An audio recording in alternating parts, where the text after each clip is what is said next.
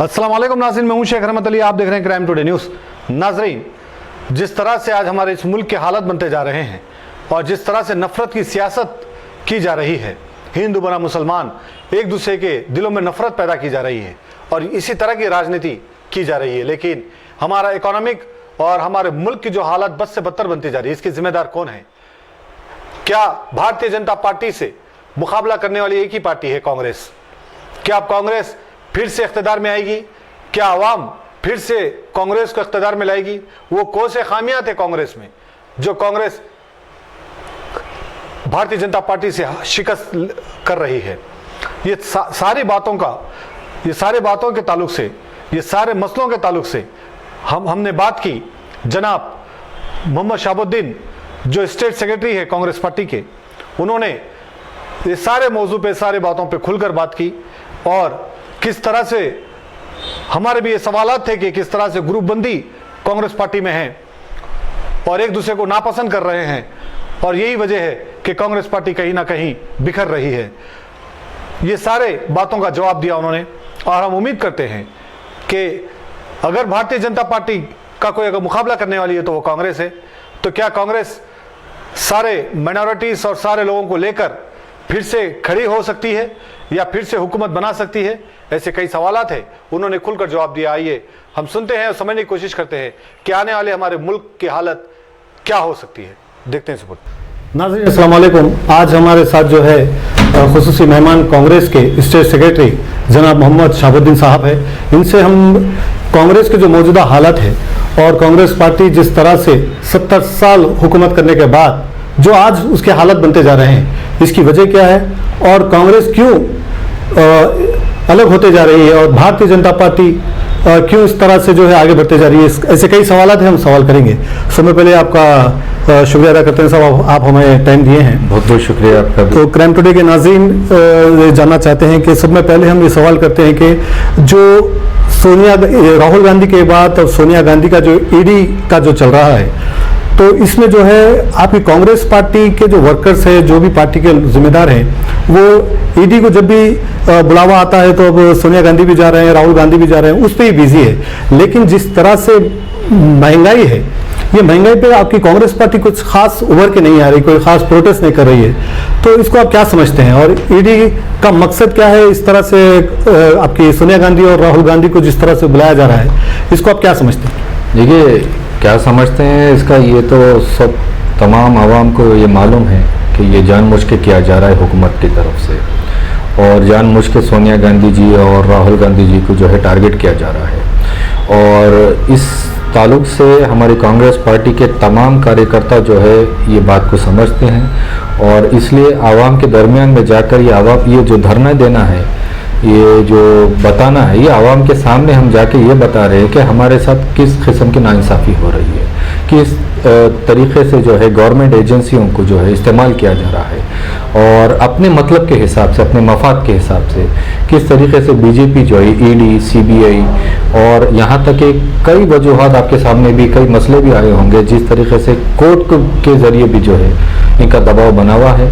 और इसलिए जो है ये जमहूरियत के जो है ख़तल है, जमहूरियत का खात्मा है ये। इसलिए जो है कांग्रेस पार्टी के कार्यकर्ता सड़कों पे उतर आए हैं और ये आवाम को बताना चाह रहे हैं कि किस तरीके से बीजेपी जो है कैसे जो है यहाँ पर जो है काम कर रही है, ये हम आपको बताना चाहते हैं। आवाम का ये सवाल है कि सोनिया गांधी और राहुल गांधी ईडी का जो बुलावा है, तो तभी कांग्रेस के जो लीडर जो एहतजाज कर रहे हैं, जबकि महंगाई इतनी हो गई है, आवाम महंगाई के खिलाफ परेशान है, लेकिन कांग्रेस कहीं पर भी जो है पुख्ता तरीके से, मजबूत तरीके से प्रोटेस्ट करती नजर नहीं आ रही। अपोजिशन कहीं पर भी नजर नहीं आ रहा है। अपोजिशन आप राज्यसभा में देखिए, आप जीएसटी के ऊपर हमने विरोध किया, किसने किया बोलिए? राज्यसभा में जितने भी कांग्रेस पार्टी के, जिस तरह से सड़कों पर उतरना चाहिए था, जिस तरह से सड़कों पर भारतीय जनता पार्टी 400-450 अगर गैस का बढ़ा था आपके दौर हुकूमत में, तो सड़कें ब्लॉक करते थे। लेकिन आज जो है कांग्रेस पार्टी खामोशी इख्तियार की हुई है, इसकी कहीं ना कहीं क्या वजह है? खामोशी इख्तियार करने का सवाल नहीं है और यह कांग्रेस पार्टी आवाम के साथ है और हमेशा थी, हमेशा है, हमेशा रहेगी। और हमारे जो है तरीके से हम ये काम कर रहे हैं और इसमें मीडिया का भी जो बहुत अहम किरदार है कि मीडिया भी जो है कांग्रेस पार्टी की जो धरने हैं, जो भी प्रोटेस्ट है, उसको कवर नहीं कर रही है। कल पूरे हैदराबाद में प्रोटेस्ट हुआ, कौन से मीडिया चैनल ने कवर किया? और जैसा मैंने अभी आपको बताया कि राज्यसभा में जो है कांग्रेस पार्टी ने एहतजाज किया, किसने कवर किया? उत्तर प्रदेश में भी जो है धरना हुआ जीएसटी और गैस फ्यूल प्राइस हाइक के ऊपर, पेट्रोल प्राइस हाइक के ऊपर भी कांग्रेस पार्टी ने भी नेशन वाइड प्रोटेस्ट किया। कौन से मीडिया चैनल ने बताया?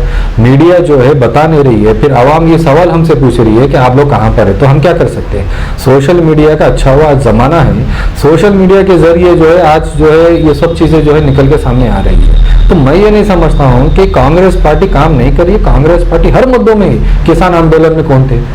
कांग्रेस पार्टी ने काम किया। लखीमपुर गिरी का जो मामला हुआ, कांग्रेस पार्टी ने काम किया। उन्नाव रेप हुआ, ये उत्तर प्रदेश के जितने भी मसले मसाइल हुए, पंजाब में हुए, झारखंड के हुए, मध्य प्रदेश के भी जो मसाइल हुए, उसके ऊपर कांग्रेस पार्टी एक्टिव रही है। फिर ये कहना कि कांग्रेस काम नहीं कर रही है, तो ये मीडिया का भी तो रोल है ना भाई।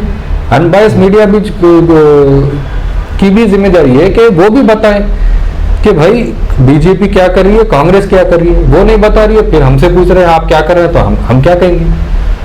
ठीक है, कांग्रेस पार्टी और एक काम कर रही है कि गुजरात में जो है अब दिसंबर में इलेक्शन है जी, इसमें जो है अभी तक जो है सदर मुकर्रर नहीं किया गया जी। तो कांग्रेस पार्टी किस दिशा में जा रही है? फिर हार्दिक पटेल को जो है, हार्दिक पटेल भारतीय जनता पार्टी में शामिल हो गई, ये कह करके उनको जब उनके ऊपर जुल्म हो रहा था, उनके ऊपर जब केसेस दर्ज हो रहे थे तो कांग्रेस पार्टी उनका साथ नहीं दी। तो इस तरह से इल्जाम भी कांग्रेस को आए दिन लगते हैं। इसको आप क्या समझते हैं? नहीं, ये बात गलत है। कांग्रेस पार्टी में जो हार्दिक पटेल साहब थे, इन्होंने ये वाकई में ये कहा कि मेरा साथ नहीं दिए, ठीक है, मैं वो मानता हूं, मगर उनकी आप इंटरव्यू ने देखे होंगे, उनका बोलने का मकसद ये था कि आइडिया के ऊपर कांग्रेस का क्या स्टैंड है। कांग्रेस का स्टैंड क्लियर नहीं है, और वो उनका पार्टी से निकलने का और एक जो मुद्दा था, जो मसला था, उन्होंने कहा कि अंबानी को जो क्रिटिसाइज करते हैं, अंबानी को हमारे पास गुजरात में रोल मॉडल कहा जाता है, ये हार्दिक पटेल ने कहा। और उनका जो टोन था, उनकी जो आप कह सकते थे लहजा था, और जो उनका जो तरीक़ाकार था, वो पूरा बीजेपी की तरफ नजर आ रहा था कि वो बीजेपी में शामिल होना चाह रहे। अब जाते जाते वो ये कह के जा रहे हैं कि कांग्रेस टाइम नहीं दी। कांग्रेस उनको टाइम दी, कांग्रेस उनको पोस्ट दी, कांग्रेस उनको वर्किंग प्रेसिडेंट बने गुजरात में। उससे ज्यादा क्या क्या बनेंगे? उनको पूरा साथ दिए। पूरा देने के बावजूद जो है वो जो है उनकी आइडियोलॉजी जो है मोदी के साथ योगी आदित्यनाथ की तरह वो मिलाना चाह रहे, तो हम क्या कर सकते हैं इसमें? तो सदर क्यों अभी तक मुकर्रर नहीं किया गया? सदर देखिए, वो देखिए एआईसीसी की बात मैं नहीं कर सकता हूँ। All India Congress committee in charge को बनाई, देखेंगे कौन वहाँ पर है, कौन वहाँ पर पॉसिबल कैंडिडेट्स हैं, कौन पार्टी को लेके चल सकते, क्योंकि गुजरात बहुत क्रिटिकल इलेक्शन है, और गुजरात के इलेक्शन के बाद ही जो है कांग्रेस पार्टी कहाँ तक आगे जाएंगी, कैसा आगे जाएंगी, वो एक रास्ता तय होगा। तो उसमें क्या है, एक अच्छी सी टीम बनाई है कांग्रेस पार्टी, स्क्रीनिंग कमेटी बनाई है, पार्लियामेंट कमेटी बनाई है, वो कमेटी ये तय करेंगी किसको सदर बनाया जाएगा। तो अब कहीं ना कहीं ऐसा नहीं लगता कि कांग्रेस पार्टी जो है बहुत स्लो काम कर रही है और सोच समझ कर काम कर रही है, जबकि डिक्लेयर होना चाहिए था दिसंबर में? देखिए, इलेक्शन है, कमियां खामियां हर किसी में है, ऐसा नहीं है कि हमारे में नहीं है, हमारी पार्टी में नहीं है, हर पार्टी में कमियां होती है। और मेरे हिसाब से मुझे ये लगता है कि मुझे इतना भरोसा है एआईसीसी पर कि जो भी फैसला लेगी सही लेगी, सोच समझ के लेगी। और कई वजूहत ऐसे हुए, आप जल्दी किसी को बना दिए तो भी तकलीफ है, किसी को लेट बनाए वो भी तकलीफ है। और कांग्रेस पार्टी में जो है, जो ये प्रेसिडेंट होता है, पार्टी का जो प्रेसिडेंट होता है, ये एक मैनेजर होता है, इसके ऊपर जो है इलेक्शन ही जीता जाएगा, इसी के ऊपर इलेक्शन हारा जाएगा, ये कांग्रेस पार्टी में नहीं है। ये बात गलत है, क्योंकि कांग्रेस पार्टी की लीडर जो है सोनिया गांधी है, राहुल गांधी है, और ये जो भी पीसीसी के प्रेसिडेंट होते हैं, ये अपॉइंट करते हैं, वो जो डायरेक्शन जो एआईसीसी का होता है उसको जो है ये लोग यहाँ पर रोशनी डालते हैं आवाम के बीच में, ये काम होता है। और प्रेसिडेंट रहे, लेट आए, वो आए, उसमें कोई मुझे नहीं लगता कोई तकलीफ की बात है, क्योंकि already Sonia Gandhi, already Rahul Gandhi active है, अपने इंचार्जेस अपॉइंट कर रहे हैं, AICC secretaries, AICC general secretaries बना रहे हैं पूरे हिंदुस्तान में। मुझे नहीं लगता कि कहीं भी कुछ कमी और हो रही है इस मामले में, गुजरात के मामले में। तेलंगाना में आ जाइए, तेलंगाना में आपके रेवंत रेड्डी को प्रेसिडेंट बनाया गया, लेकिन गुरुबंदियां बहुत चल रहे हैं और रेवंत रेड्डी के अपोजिट काम चल रहा है, जग्गा रेड्डी अलग स्टेटमेंट देते हैं। तो यहाँ पर किस तरह की सियासत चल रही है? देखिए, प्रॉब्लम्स किसके घर में नहीं है। अब कांग्रेस में हर बात जो है मीडिया में मंजर आम होती है तो आवाम को मालूम होता है। अब टीआरएस में तो नहीं हो रहा ना, टीआरएस में भी हो रहा है प्रॉब्लम। अब वो केसीआर से अगर आप जानेंगे तो मालूम होगा, टीआरएस पार्टी के लीडर से जानेंगे तो मालूम होगा। नहीं, आवाम का है कि भाई कांग्रेस पार्टी क्या संजीदा है या नहीं है, तेलंगाना में हो या कहीं पर भी हो, संजीदा आप जीतने के लिए कर रहे हैं या फिर क्या मकसद है कांग्रेस पार्टी का?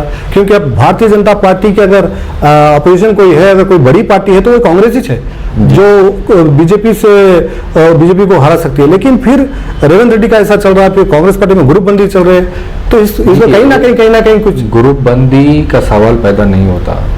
हाँ, मसले हैं क्योंकि कांग्रेस पार्टी में एक ज़माने में सीनियर लीडरशिप थी और सीनियर लीडरशिप ये चाहते थे कि कमान हमारे हाथ में रहे। फिर उसमें कांग्रेस पार्टी की ही जूनियर लीडरशिप थी, अब वो चाह रहे थे कि कांग्रेस पार्टी की कमान हमारे हाथ में रहे। अब हो गया क्या कि एक नया ग्रुप आया है जो मुख्तलिफ पार्टियों से जो है निकल के जो है कांग्रेस पार्टी में शमूलियत इख्तियार की है। अब आज हुकूमत जो है, आज क़यादत जो है उनके हाथ में गई, लीडरशिप उनके हाथ में गई है, तो कहीं ना कहीं प्रॉब्लम्स होंगे।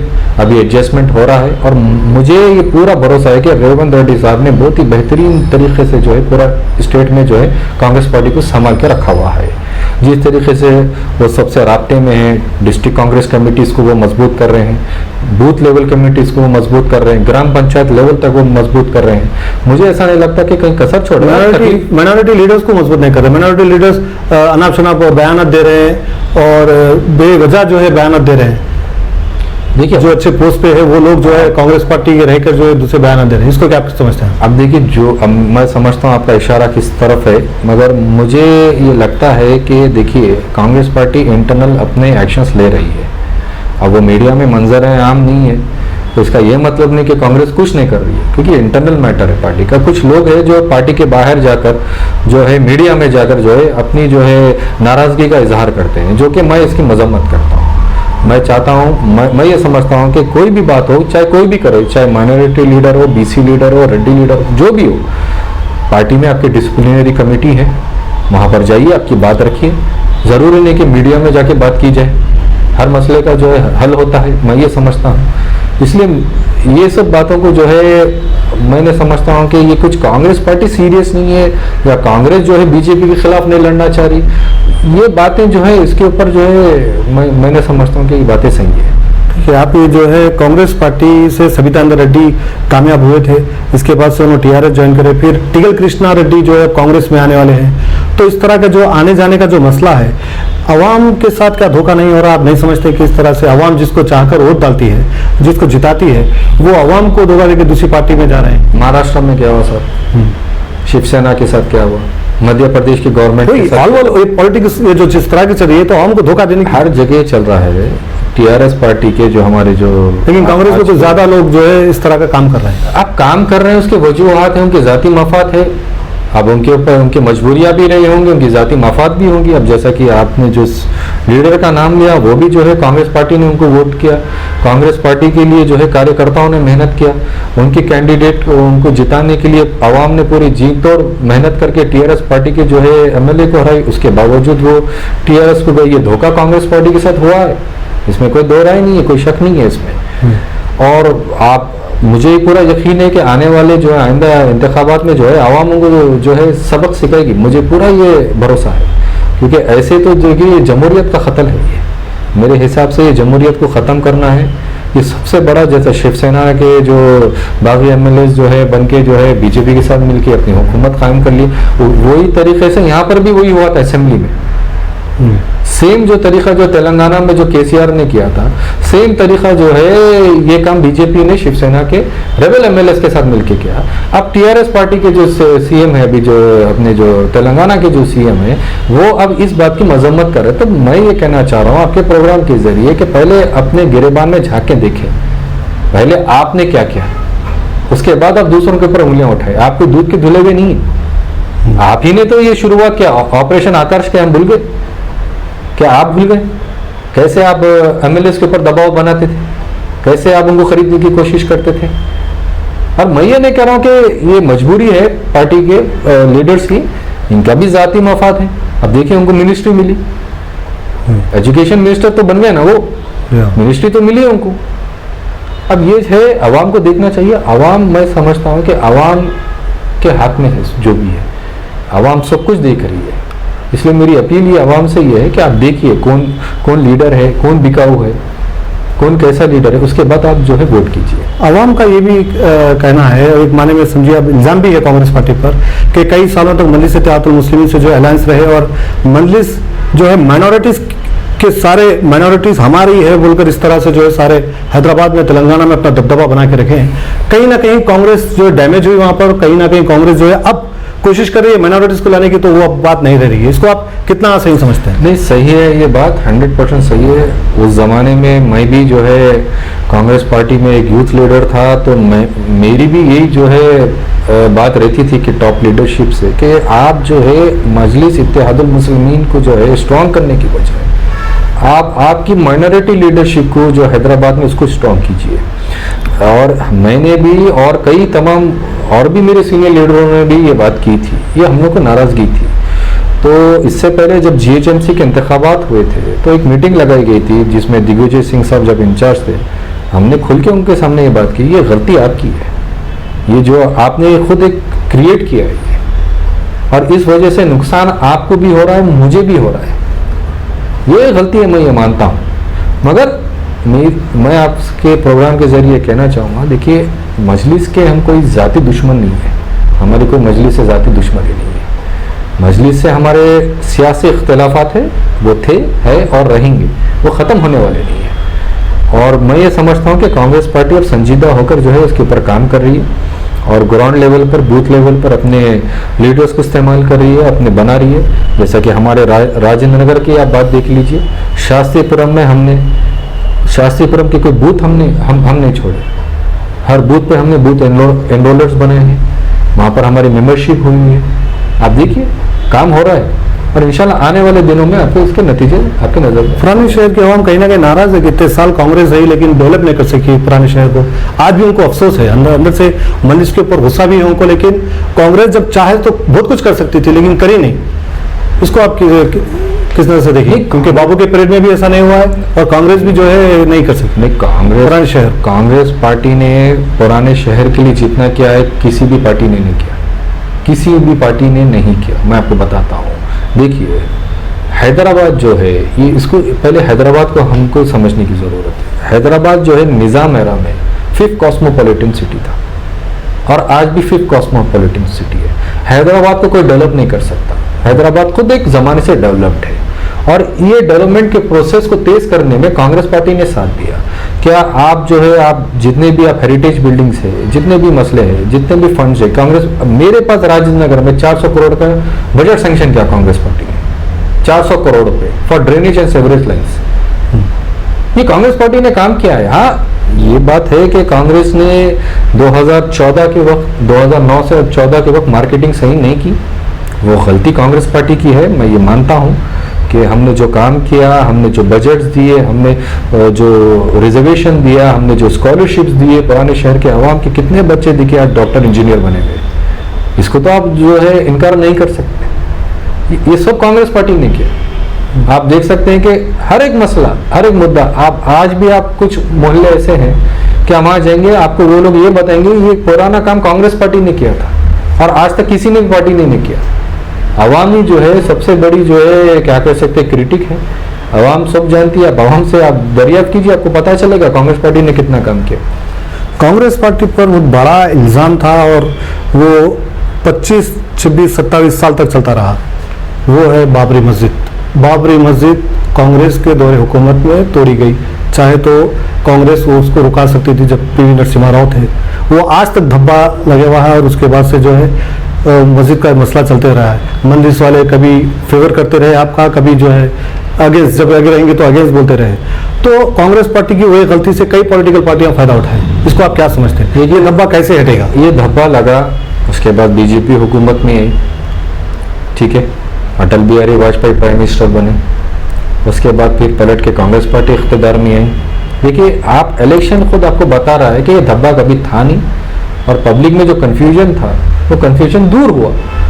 आप देख सकते हैं कि आप अटल बिहारी वाजपेयी की जब हुकूमत गई तो कांग्रेस पार्टी जीती, मनमोहन सिंह 10 साल प्राइम मिनिस्टर रहे, जब किसी को बाबरी मस्जिद याद नहीं आई, जब किसी को अयोध्या याद नहीं आई।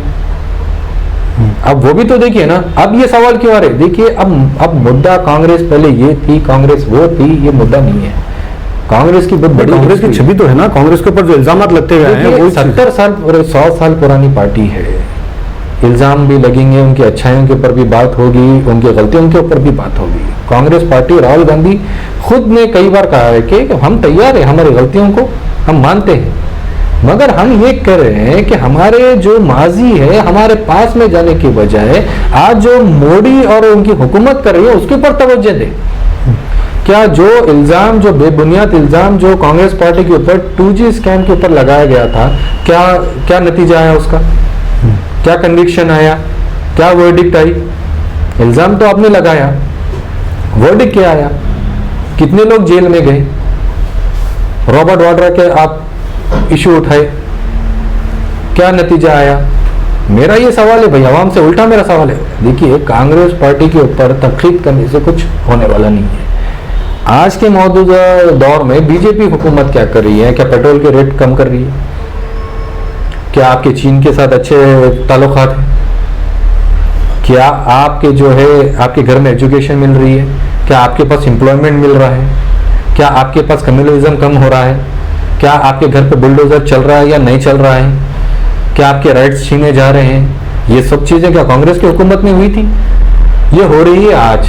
तो मेरा एक आवाम से और आपसे एक दरमंदा एक अपील है कि देखिए, कांग्रेस की माजी में जाके कांग्रेस की जो है ये थी, कांग्रेस वो थी कहने के बजाय आज आप जो है अपने हाल हकीकत मौजूदा हालात को देखिए। क्या कांग्रेस ने ये हिंदुस्तान बनाया था?